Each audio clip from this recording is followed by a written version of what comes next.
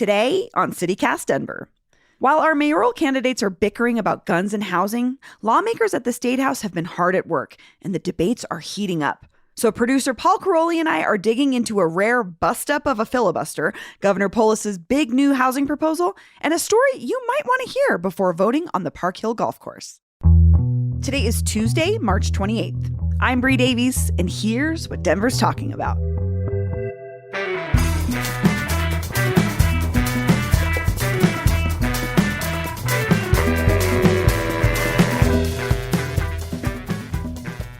Hi, Paul. Good morning, Bree. So we have a lot of news to catch up on. We sure do. A lot of stories, but before we get there, you have something else you want to talk about that's related to one of our state's favorite topics, pastimes, and tourism drivers, beer. Well, yeah, you remember last year when Coors announced that they were revamping their brewery tour? Oh, I forgot about that. Yeah. Yeah, well, I finally got a chance to go do it this weekend. Okay. I do not recommend doing it. It is not good. Oh. I don't know what they revamped, but it's all still very old-fashioned. But I did. What do you mean by old-fashioned? I mean, I love old-fashioned. So. Just I guess not old-fashioned as much as boring. Literally old. Like it's worn down. It's not a lot new. There's very sun-faded banners showing pictures of, white guys in black and white and stuff like that. There's not a lot of razzmatazz. It's just it's a little sun-faded, hasn't been touched up. Yes. Okay. Yes. I'm not sure what they actually changed. I did learn 2 interesting facts that I've been eager to share. I'm ready. You know the beer that they make, Coors Banquet, their flagship beer? You ever wonder why they call it Banquet? No. It's funny that you bring this up, though, because I've honestly just kind of ignored that it's called that because no one ever refers to it as such. Yeah. It's just Coors. Just Coors. But it's right there on the label. It says Banquet. Right. And it's like, what does that mean? What does Banquet have to do with this beer? Turns out it dates back to Colorado's mining history. Coors was founded 1873. At the time in Golden, their main clientele were miners. So at the end of every week, miners would get together Friday night, have a big dinner, a banquet. And Adolph Coors first made his mark on the community by providing beer for these miners' banquets. So it was banquet beer specifically. That just makes me sad for a time in the past when we actually just got together with people and shared a meal. Like we didn't all just go separately to restaurants and only talk to the people at our table. I love this idea of a banquet every end of every week. Yeah. But yeah. Okay. But so there was a beer for the banquet. A banquet beer. Yeah. It was kind of funny. The tour guide was like, this is when the miners got together to celebrate not dying this week. I know. I was going to say mining, notoriously an extremely dangerous, hazardous, and deadly job that is still done today. So fun fact number 2 is that Coors is, it's this huge brewing global mega corporation now, but it got that way because it was one of the few breweries to survive Prohibition, which they did by relying on a ceramics company that they happen to own, which they've now spun off and is called Coors Tech. They do industrial ceramics. And they also started making malted milk. They were the main supplier for the Mars Candy Company during Prohibition. Oh, yeah. That's the only time I've ever heard the reference to malted milk is either candy or a chocolate malt. And I've never questioned malt. It's kind of like nougat. What is it? Yeah, I actually don't know. I don't know what it is. Paul, can you give me 1 second? I swear to God, I have a piece of ceramics that says Coors. Hold on. I totally do. It's a ramekin, and it's made by Coors, but then it says China. So it's not like this isn't like an heirloom or like a piece of a set. It's literally like a restaurant ramekin. Interesting. That I got when my old roommate closed her restaurant and our garage was full of restaurant ware. So they still, some subsidiary of them probably still make ceramics to this day. I don't know if that is directly still related to the Coors, but yeah, I don't know now. I always wondered. I don't know. That's interesting. I mean, that must be what that's from. That's cool. Taste the high country, climb up to Coors. So we have some exciting restaurant news to get to. Yes. Bree, this is do you want to break the news here on the show for us? Yeah, well, it was actually the story was actually broken through the Denver Post. Writer Lily O'Neill. I saw this link floating around all weekend. I mean, people were stoked. It was on my Instagram. It was everywhere. And the information, the news, Domo is reopening. So if you were a fan of this, it's known as country style Japanese food, the owner, Gaku Homa, had closed the restaurant about 4 months ago He had said permanently. It had been sporadically open throughout the pandemic. And initially, what sort of spurred these like sporadic closures was someone had made a 40-second TikTok video of what it's like to, because Domo is an immersive experience. Let's be realistic. I mean, it's a gorgeous, it's it's hard to explain. It's this dark wood restaurant. All the tables are made of wood. All the stools are made of wood. And then you go outside into this unbelievable garden that he tends with his, I think with some of his Aikido students. So seeing this on TikTok for the first time, it made the place go nuts. There was like a line around the block. This was during social distancing. It seemed to feel very stressful, and I understand this for the restaurant itself because it's a very small operation. You know what I mean? It's not a corporate restaurant. And like the peacefulness of it is such a key aspect of it. I can see how too much love would be overwhelming. Yeah, it was very disruptive to sort of the harmonious nature of how it feels to go to this restaurant, which is really a special experience. But he says he's reopening. He says he's reopening. What happened? I think it sounds like he had some downtime. You know, he's also a really big humanitarian, Gaku, that owns it. So he runs the Aikido studio next door, which is a form of martial arts. But he also travels all around the world, and periodically through his work since he opened, and probably before, but he opened Domo in 1996. He always takes time during the year to go work at orphanages in other parts of the country. He does a lot of stuff around feeding communities, and it sounds like he kind of got to go do that for a little bit and wanted to come back. And I think it feels like he kind of understood, like, the community really here in Denver really loves this restaurant. So it's coming back. He hasn't said when exactly, and it's not going to be the full menu, but he is going to be serving some of his favorites, his infamous curry. And then the gardens will be opened. He also said that the gardens need a lot of tending to. I guess a lot of an interesting thing that I learned was like a lot of leaves fell into the bottom of the koi pond, and like pulling them out is a very arduous and careful process. So just look for Domo to be reopened in the next couple of months. And I would also just say, try to be patient and try to extend that patience and that chill attitude and gratitude of Gaku in yourself when you go there. So you're not just, because I remember reading some really awful stories of people like kind of being very pushy after the TikTok thing and wanting to get in and not wanting to wait in line. And like, you just can't do that at this restaurant. This restaurant is really a peaceful place. So I'm looking forward to it. I mean, this is it's a little bit of a dream that we get some of our favorite restaurants back because we lost so many during the pandemic. I mean, obviously we're on Casa Bonita watch 2023, but I would not have expected to be on Domo watch, and I just can't wait. Yeah, it's amazing. It did not. It was not even a glimmer of hope in my mind that this would happen, and it is really exciting. Missing this place has only made me appreciate it more, and the chance to go back is it's going to be fun.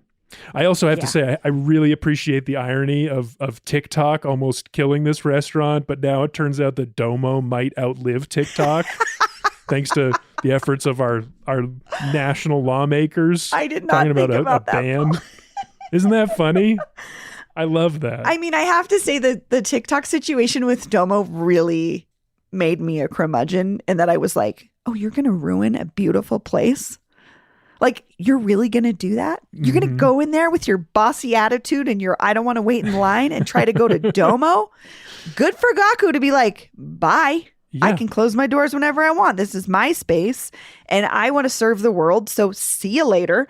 But I'm really glad that he also understands that this place is just occupies a really special place in a lot of people's hearts in Denver. And it's part of the old West Side. You know what I mean? It's it's in La Alamo, Lincoln Park. It's on a strip that used to be pretty industrial for the most part. Oh, and that I guess I should address that issue too, is there's been conversations around rezoning most of that block. And there was concerns that Domo would be gone. And Gaku said that there are negotiations in process, but he said it's probably not happening for a few years. So everybody just chill and enjoy the fact that we can go back to his restaurant. Well, we got tons of news to talk about today. We got to move on. What's next, Bree? Well, we're going to check in on the legislatures because some really interesting stuff has happened actually over the weekend, wildly enough, and some stuff that Polis was doing last week that has potential to have really big implications on Colorado's future when it comes to building things. But before we get there, I want to talk about some gun bills because it's sort of a direct follow-up to our Monday show where I talked to Gracie and Clara Taub, the East High School students who are part of Students Demand Action here. And they were following the 4 bills that we've talked about that were in the legislature around gun violence. And on Sunday night, the Colorado legislature tentatively passed 2 bills. And Paul, you might be wondering why this happened on a Sunday. I am. Okay. I am wondering. Yeah, normally this is like end of session stuff that they would be working this hard, but here we are. It's still the middle. Right. We're right smack in the middle. And the Colorado GOP had been filibustering since Friday, which is where a lawmaker's on the floor and they have the opportunity to speak, and they can speak technically for as long as they want. So they can run a session out every day. And this kills a lot of bills, basically. But it's also just this tactic that just like, it happens when nobody can compromise. And the reason that 2 of these bills are moving forward is because Democrats enacted a rarely used tactic that's known as House Rule 14, which limits debate to an hour per bill and then requires a simple majority to pass it on. And so that's what happened. And Democrats moved on these 2 bills, the ERPO expansion law. And that's the red flag law, right? Yeah. It's the red flag law. And then the other one was the ability to sue manufacturers and sellers of guns, and expanding that and sort of taking rights away from these entities that have typically been sort of protected by Colorado law. And so Democratic Representative Javier Mabry, we've had him on the show to talk about rent control. He was one of the lawmakers that had been working on these bills. And I guess it sounds like House Rule 14 was just like the last resort. They had been debating and going back and forth and trying really hard. And Republicans are really digging their heels in on these gun violence prevention laws. Like, they don't want any of them passed. And I just found it particularly interesting because students have been rallying at the Capitol. They have been talking to these lawmakers. They have been addressing their concerns and saying, this is what we're going through. And Republicans don't want to budge. I wonder about that, because it's a lot of students showing up at the Capitol, hundreds, thousands on different days. But for a Republican lawmaker who doesn't agree with this particular approach to stopping gun violence, would students showing up at my office make me change my mind? I don't know. I don't know how I would feel about that. I wonder how they think about that. I mean, my pushback would be, these are your constituents in a few years. They can't vote yet, but your laws impact their lives. And when I talked to Gracie and Clara at East, it really hit home for me when we talked about the extreme risk protection order expansion. So we talked about that bill, which is the red flag law. And this expansion of the bill would mean educators, teachers, and healthcare professionals who have worked with someone in the last 6 months have the ability to report someone as a threat to themselves or others and have their gun taken away by law enforcement. That would be the expansion of this bill. And Gracie and Clara said to me, this might have prevented our classmate from shooting 2 people and eventually shooting himself. So I don't know if that would be considered a stretch, but I can see where they're making those connections, that this could be something that could have been a preventative measure. So that's where I struggle, Paul, with, sure, I'm sure it's overwhelming to have a bunch of people barge into your office and tell you what to do. But I feel like these kids didn't have any other choice. Like, they didn't have it. What else were they going to do? Write a bunch of letters? Obviously, that doesn't work. Well, the Democrats are obviously listening because they took this extreme measure to stop the debate and get these bills moving. Yeah. But Bree, we put out a call last week to hear what our listeners, DPS students, DPS parents, teachers, think about these recent shootings. What should be done? We're talking about guns in schools. We're talking about cops going back to schools. What are our listeners saying? Well, I'm going to read a couple of texts that we got. We got some from educators, which was a really helpful perspective as well. That's different from the students, but also as someone that's more on the ground than I think a lot of us that are watching from the outside. So we'll share those, and then we will be back after a quick break with more goings on in the legislature. I'm a DPS teacher. Both of my children graduated from DPS. And as you said, as a society, we are nibbling around the edges. So 3 things. Number 1, according to NRA logic, the safest place in the world must be a war zone because everyone has guns.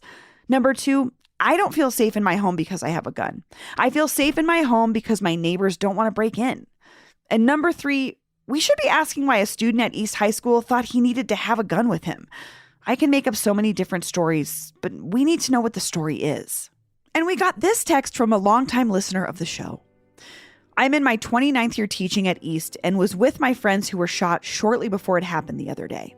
I appreciated the attempt to capture some of the nuance of the SRO issue, but what is often overlooked is that when you remove SROs, we still have so many things that fall under mandatory reporting that still exist. Without SROs, we have to wait for cops to show up, sometimes 3 to 4 hours, and when they do show up, you don't know who's coming, and some police are much harder to deal with than others. My wife is a counselor at East, and this adds so much stress and extra time to her already overwhelming job.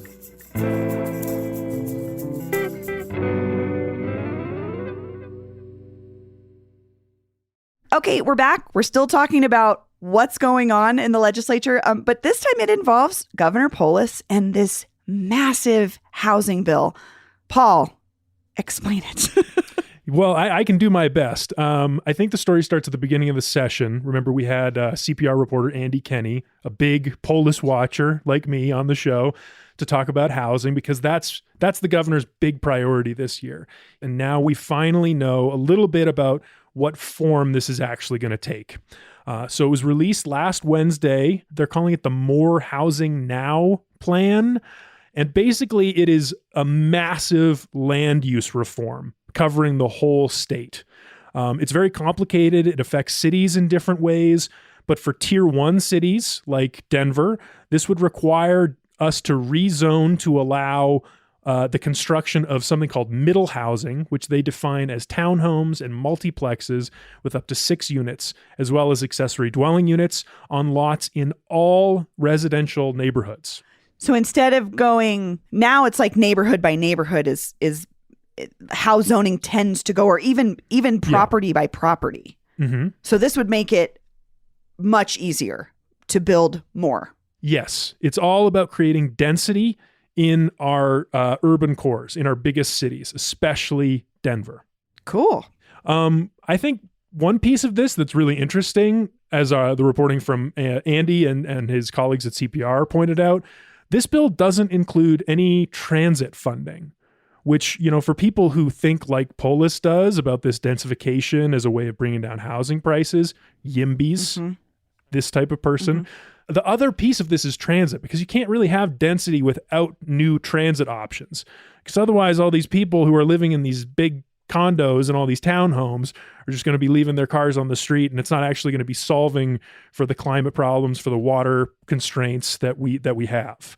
So transit is not in this bill. Polis says that he's going to look at additional options we might have to support transit, but I don't know. I'm not optimistic for this. I think Andy was right when he was on our show and he said that housing reform is cheap, whereas infrastructure for transit is very expensive.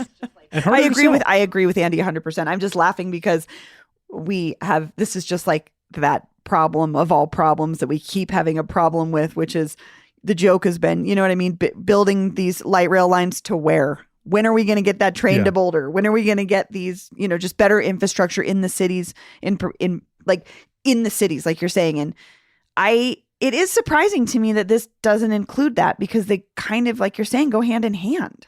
Yeah, so there are pieces of this, like these tier 1 cities would have to allow and encourage denser development around rail stations and transit lines and commercial corridors.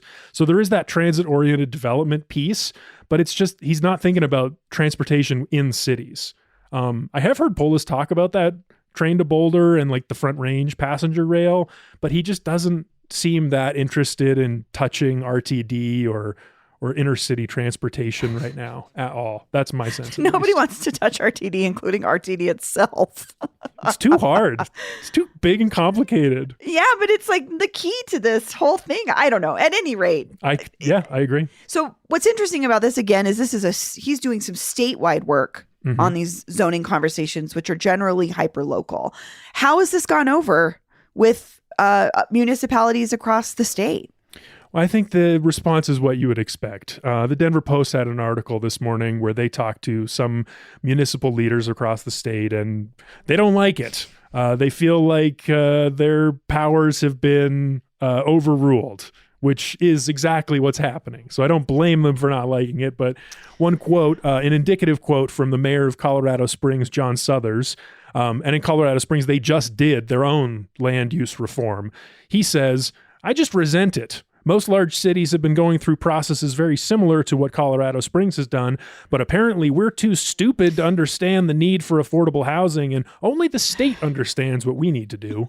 So that's some choice provincialism from Mayor Suthers. Yeah, I'm like, sir, Colorado Springs is not an island, so you've got to understand that we at some point need to get on the same page when we all are part of the same state on how we're going to address this problem that we've been talking about for over a decade now. So exactly. And that was along the lines of the response from your council person, Jamie Torres, representing District 3 in Denver. She said, you know, where it has my attention, she's talking about Polis's proposal, is in really forcing the conversation in communities that have not wanted to have it. My district is right next to Lakewood, which has put limits on growth, and that puts pressure on everything else, on everyone else.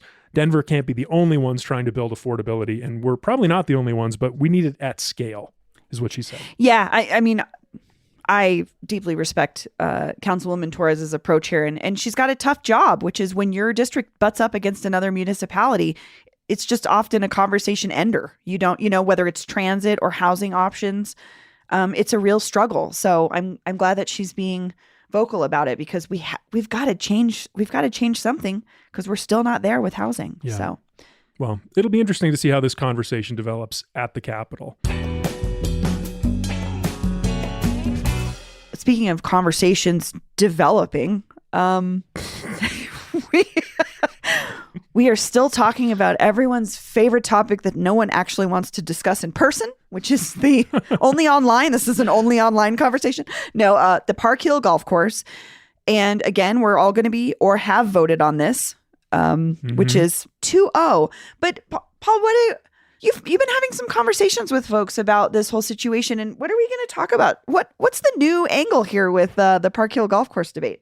I guess I should probably catch new people up if somehow they have not. You've been lucky enough to not discuss. Been following the talk about what to do about the defunct 155-acre Park Hill Golf Course that is just sitting there, open land. I actually went for a walk there this weekend. Big, windy. It kind of operates as a park right now. It's not a golf course. But the situation is there's this development company called West Side. They bought the property for $24 million in 2019. And ever since, they've been trying to convince the city to lift the conservation easement, which is this arcane tool that the city has in place to prevent other uses of this land except for golf course. So what did you learn lately?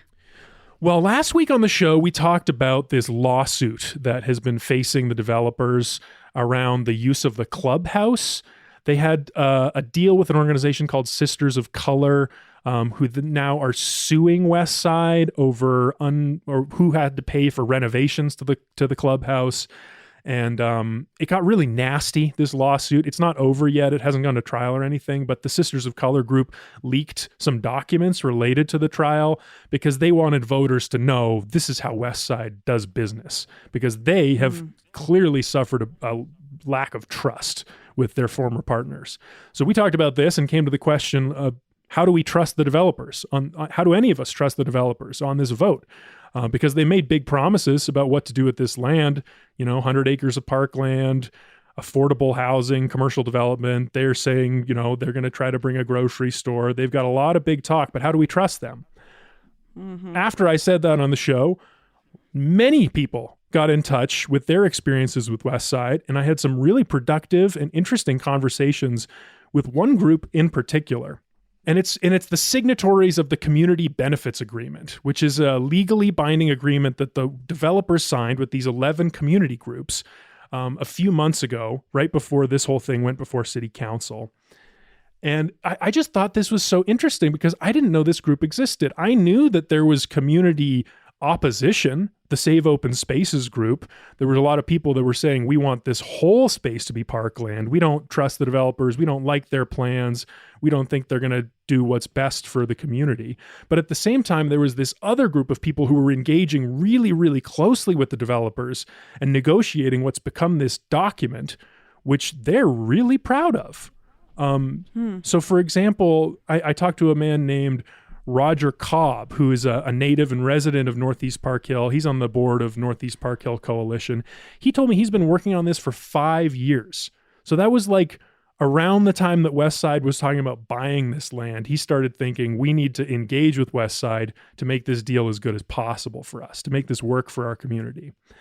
And what they explained to me was they don't really see this as a trust issue.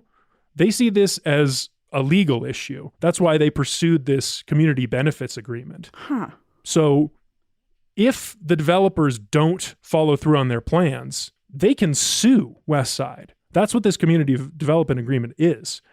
Of course, the city could too. The mayor and the city council could. But if for some reason we elect a mayor and city council that don't want to do that, or they just decide they don't want to do that, these community groups, they can sue the developer. And I asked them directly and got them on the record. A lot of them say that they fully plan to. They see this as in the tradition of social justice activism that has been successful in Park Hill for decades. They see this as the next battle for them. Interesting.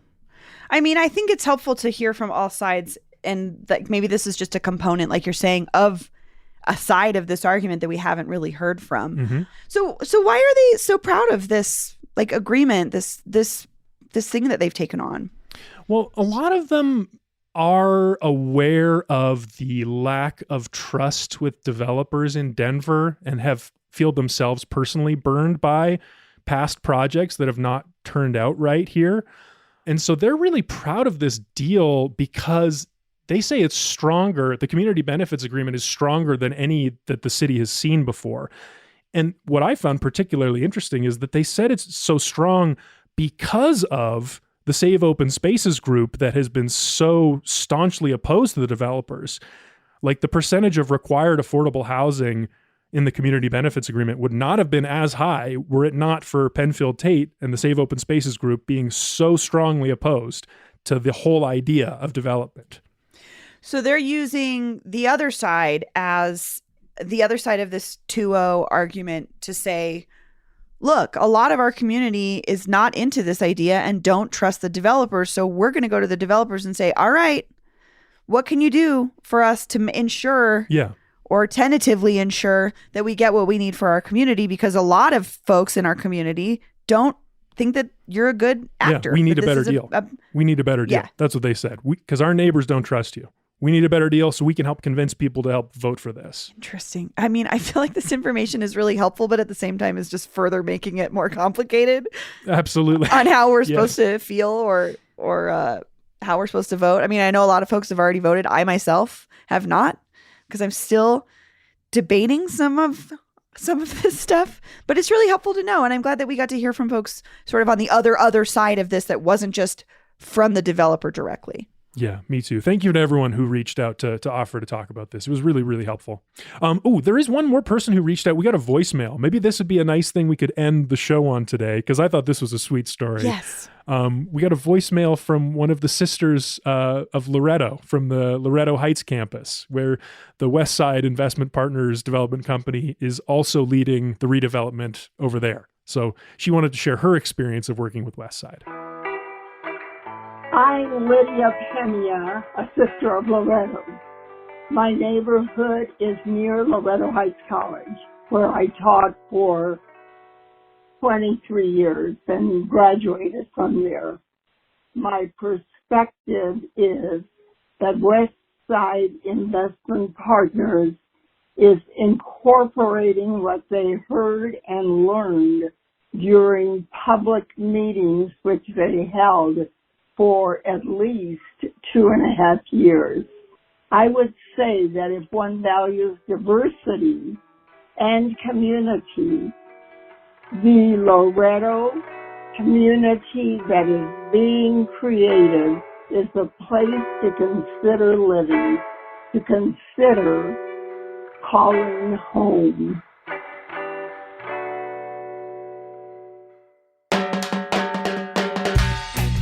That's all for today here on CityCast Denver. If you enjoyed the show, why not take a minute to tell Molson Coors CEO Gavin Hattersley about us?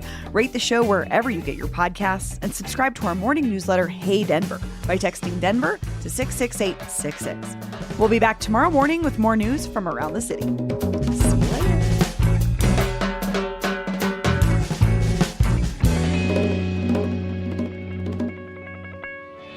It's no downstream beer. It's no city beer.